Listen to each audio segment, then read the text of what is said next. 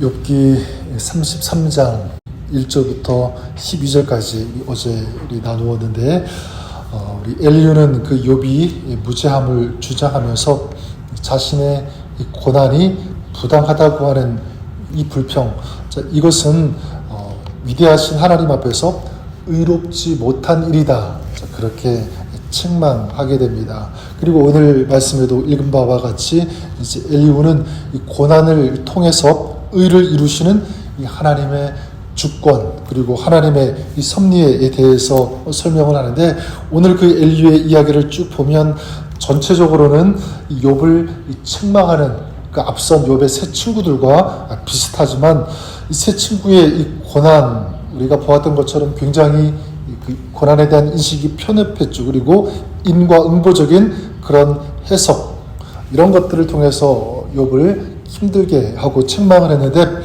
이 엘리후를 보면 그 욥의 세 친구들보다는 나이는 적지만 그러나 좀 더 높은 지혜, 또 뛰어난 어떤 신앙관을 가졌다라고 볼 수도 있습니다. 저는 오늘 그 엘리후의 그 말 가운데서 특별히 이 마음에 와 닿는 그 말씀이 있는데요. 그 말씀이 14절 말씀입니다. 그래서 이 말씀을 가지고 교훈을 나누기 원하는데, 엘리후가 14절에서 이렇게 얘기하죠. 하나님은 한 번 말씀하시고 다시 말씀하시되 사람은 관심이 없도다. 물론 이 얘기는 욥을 책망하는 그런 내용입니다. 하나님은 말씀해 주심으로 그 하나님의 섭리, 하나님의 뜻을 알려주시는데 너는 듣지 못한다. 너는 관심이 없다. 이런 투로 얘기하고 있는 것입니다. 그러니까 이 고난의 이유를 모른다고 하는 너의 그 태도와 자세는 잘못되었다는 거죠. 하나님 계속 말씀하시는데, 여러분, 이렇게 그 엘리후가 얘기하는 것, 어쨌든 그 의도야 어쨌든 저는 이 엘리후의 이 얘기가 오늘 저의 마음, 또 우리의 마음을 찌르는 그런 말씀으로 또 교훈으로 다가옵니다. 저는 이 엘리후의 얘기를 보면서 그렇다면 나의 영적인 상태는 어떤가, 이렇게 질문을 해보게 되었습니다. 나는 하나님의 말씀을 듣는데 얼만큼 큰 이 관심을 가지고 있는가? 혹시 엘리후의 이 얘기처럼 하나님은 말씀하시고 또 말씀하시는데 나는 그 말씀에 별 관심을 두고 있지 않는 것은 아닌가? 저는 저와 여러분들이 오늘 이 엘리후의 얘기처럼 하나님은 말씀하시는데 별 관심을 두지 않는다, 이것이 아니라 저는 저와 여러분들이 정말 하나님의 이 말씀을 사모하고 이 말씀에 관심을 갖는 그런 우리의 영성, 우리의 삶이 그렇게 될 수 있기를 주님의 이름으로 간절히 축복합니다. 그럼 하나님의 말씀을 듣고 이 말씀에 관심을 기울인다는 것이 왜 중요한가 질문할 수 있겠죠. 먼저 여러 가지 설명할 수 있겠지만 저는 이것이 가장 우리 신앙의 기본이기 때문이다, 이렇게 말씀을 드릴 수 있을 것 같습니다. 하나님과 이 제대로 된 관계라면 이것은 굉장히 너무나 당연한 것이죠.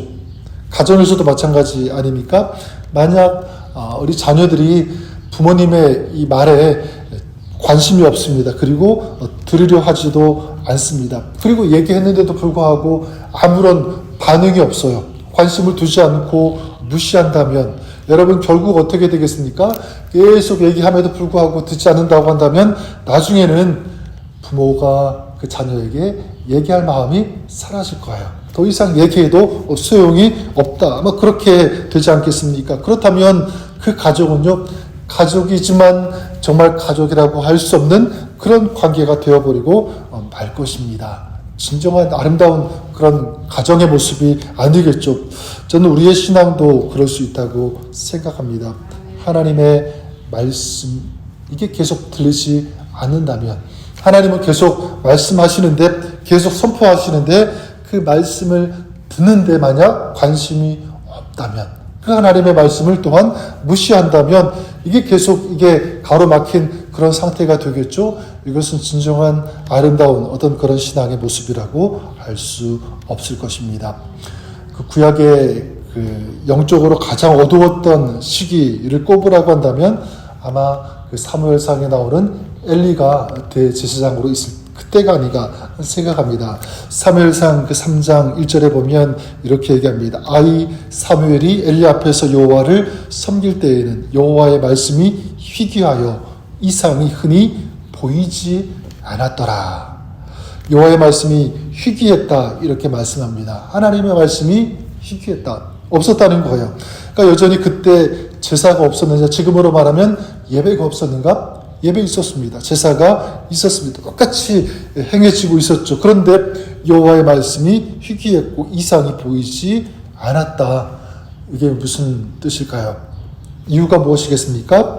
하나님께서 처음부터 말씀하시지 않았는가? 그러지 않습니다. 하나님의 말씀은 계속 있었습니다. 그런데 이 엘리가 두 아들 홈리와 이 비느하스가 잘못 행할 때, 별의별 짓을 다 할 때 하나님의 경고가 계속되었습니다. 하나님의 말씀이 주어졌다는 거예요. 그런데 이 하나님의 말씀을 무시했습니다. 그냥 넘어갔다는 것입니다. 오늘 엘리의 이 얘기 들어간다면 하나님의 말씀에 관심이 없었다라고 볼 수 있는 것입니다. 그러니까 하나님께서 나중에는 더 이상 말씀하실 수 없는 거죠.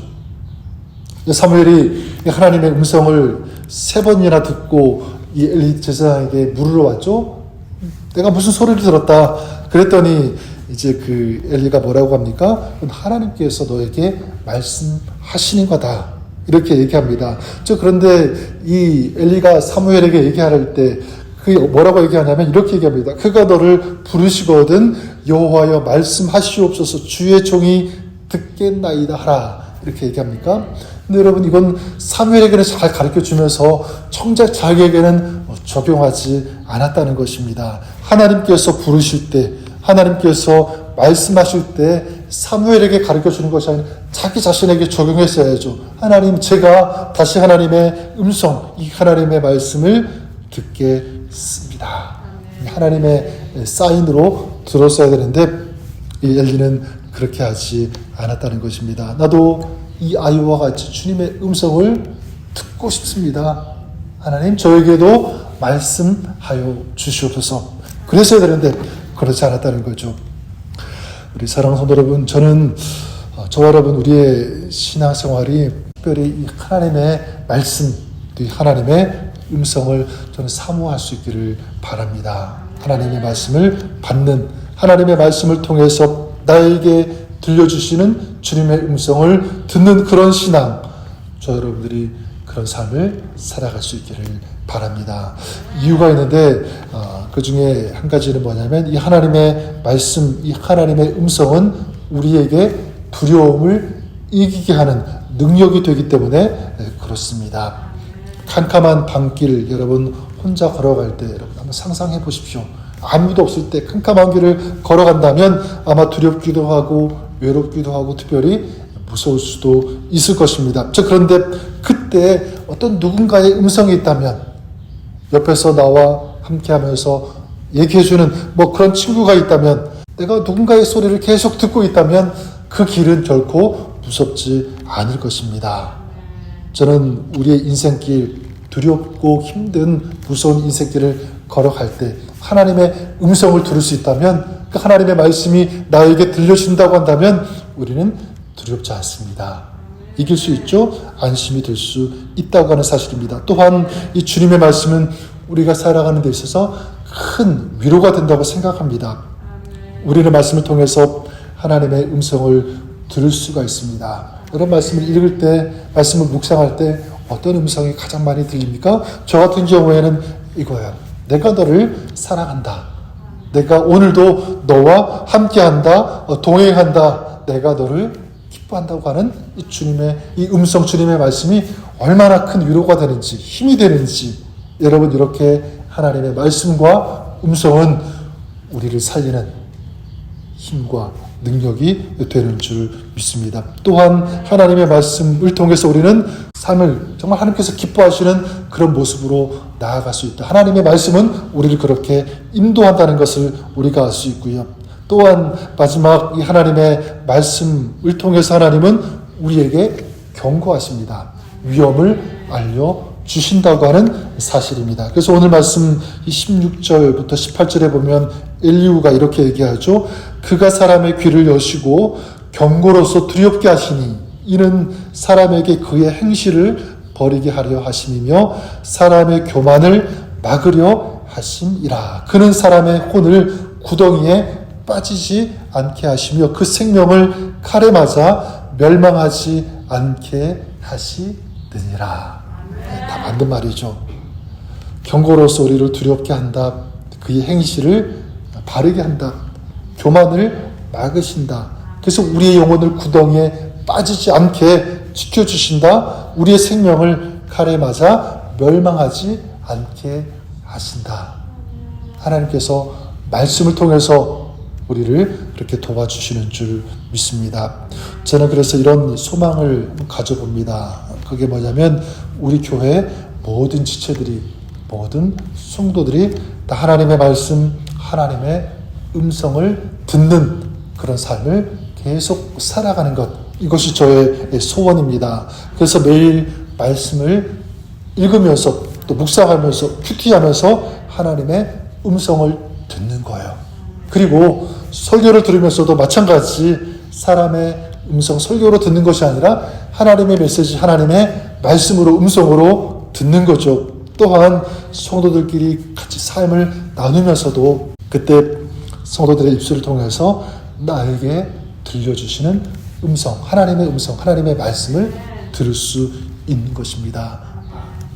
저분을 통해서 하나님이 나에게 이렇게 말씀하시는구나, 가르쳐 주시는구나, 깨닫게 해주시는구나, 이것을 우리의 삶 속에서 매일매일 경험하는 거죠. 그래서 하나님의 말씀을 통해서 우리가 삶의 인도를 받고 또 위로를 받고 힘을 얻고 때로는 경고를 받는 이런 삶. 저는 오늘 엘리후가 하는 말, 비록 욥을 가르치려고 하고 책망하는 목적으로 하는 그런 말이지만 오늘 우리에게 들려주시는 하나님의 교훈으로 우리가 받았으면 좋겠습니다. 겸손하게 하나님께서 말씀하시고 또 말씀하심에도 불구하고 별 관심을 두지 않는 그런 영적으로 일그러진 이 세대 속에서 우리는, 저와 여러분은, 또 여러분의 가정, 또 우리 교회는 그렇지 않고 깨어서 그리고 분별해서 하나님의 말씀을 들음으로 하나님의 사람으로 올바르게, 정말 바르게 살아가는 성도의 삶을 우리가 살아갔으면 좋겠다라는 것입니다. 저는 오늘 저와 여러분들이 그럴 수 있기를 우리 주님의 이름으로 간절히 축복합니다. 오늘도 하나님의 말씀, 하나님의 음성을 듣고 그래서 그 말씀과 그 음성을 들으면서 주님과 동행하는 그런 아름다운 삶, 믿음의 삶, 승리의 삶을 오늘도 살아가시는 우리 저와 여러분, 우리 모두가 될 수 있기를 우리 주님의 이름으로 간절히 축원합니다.